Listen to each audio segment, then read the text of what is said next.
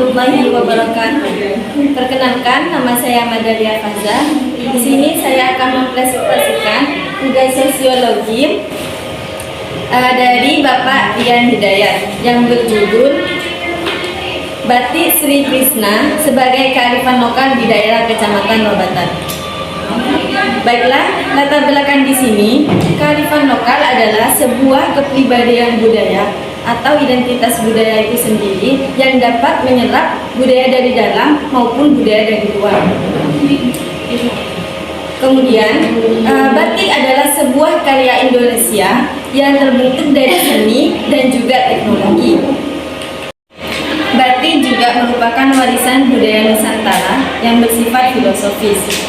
Di sebagian Indonesia, penggunaan batik hanya dilaksanakan ketika dianjurkan oleh pihak sekolah maupun di universitas.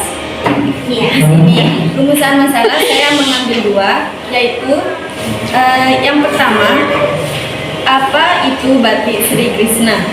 Kemudian yang kedua, apakah batik Sri Krishna sebagai kearifan lokal di daerah Kecamatan Lobatan Sampang? Tujuan untuk mengetahui batik Sri Krishna. Kemudian yang kedua, untuk mengetahui batik Sri Krishna sebagai kearifan lokal. Pembahasan. Nah, di sini kota Sampang dulunya termasuk kota yang tertinggal. Kemudian karena adanya batik di daerah Kecamatan Lobatan, Sampang diangkat menjadi kota yang maju dalam penggunaan batik. Kemudian selanjutnya, Sri Malahayati adalah seseorang yang membentuk batik di daerah Kecamatan Lobatan Sampang. Tepatnya itu di Desa Celkung. Sri Malahayati itu pernah tinggal di Pulau Dewata Bali, yang pernah terjun di dunia fashion, dan juga dia juga pernah menjadi desainer baju di berbagai negara. Kemudian batik Sri Krishna sebagai kearifan lokal di daerah Kecamatan Lobatan. Yang pertama yaitu karakteristik. Karakteristik batik yang pertama yaitu untuk pemberi arah. Pemberi arah di sini dapat mengarahkan masyarakat setempat supaya tetap berperilaku sesuai perkembangan budayanya. Kemudian yang kedua, pertahanan budaya. Pertahanan budaya ini dapat menjaga kebudayaan asli setempat oleh perkembangan zaman hingga pengaruh budaya asing atau budaya luar. Yang selanjutnya, penyatu kebudayaan. Penyatu kebudayaan ini dapat menyatukan budaya asli dari masyarakat setempat terhadap budaya lain. Dengan begitu, akan membentuk identitas dari kebudayaan nasional. Karakteristik yang terakhir yaitu akomodasi dari luar, yaitu bukan hanya selalu memperlihatkan cara hidup dari masyarakat yang tradisional saja, namun juga adaptif dan bisa menerima berbagai perkembangan serta perubahan yang ada. Kemudian fungsi kearifan lokal. Fungsi kearifan lokal di sini saya mengambil tiga. Yang pertama, konservasi sumber daya alam. Konservasi sumber daya alam, segenap proses pengelolaan suatu tempat agar makna kultural yang dikandungnya terpelihara dengan baik. Yang kedua, pengembangan sumber daya alam. Sumber daya manusia adalah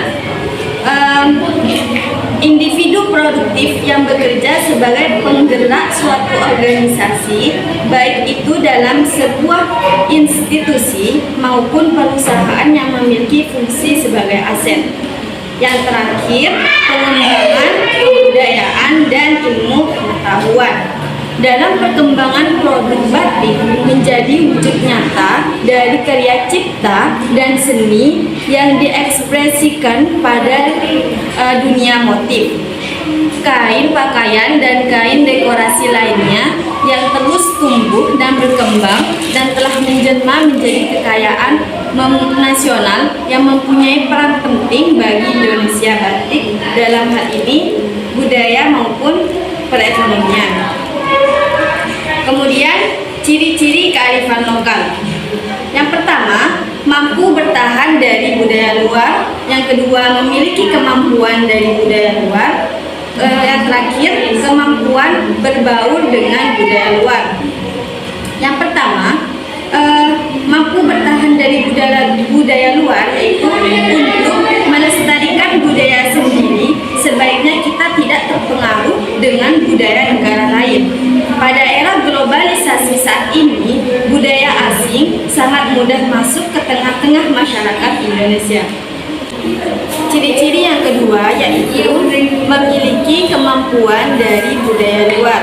Dengan demikian, setiap manusia, baik individu atau kelompok, dapat mengembangkan kebudayaan sesuai dengan cipta, rasa, dan asa masing-masing. Yang terakhir, kemampuan berbaur dengan budaya luar. Manusia sebagai makhluk sosial memiliki sifat berubah. Begitu juga dengan kebudayaan yang bersifat dinamis, selalu mengalami perubahan walaupun secara sangat lambat. Perubahan dari kebudayaan baik secara langsung maupun tidak langsung berpengaruh pada budaya luar. Nah, kesimpulan di sini yaitu batik merupakan suatu khas yang patut dijaga, dikembangkan, dilindungi, dan dilestarikan. Saran untuk selalu memberikan kritikan dan saran dalam pembuatan makalah ini. Baiklah, mungkin cukup sampai di sini presentasi dari saya. Semoga bermanfaat. Kurang lebihnya saya mohon maaf. Assalamualaikum warahmatullahi wabarakatuh.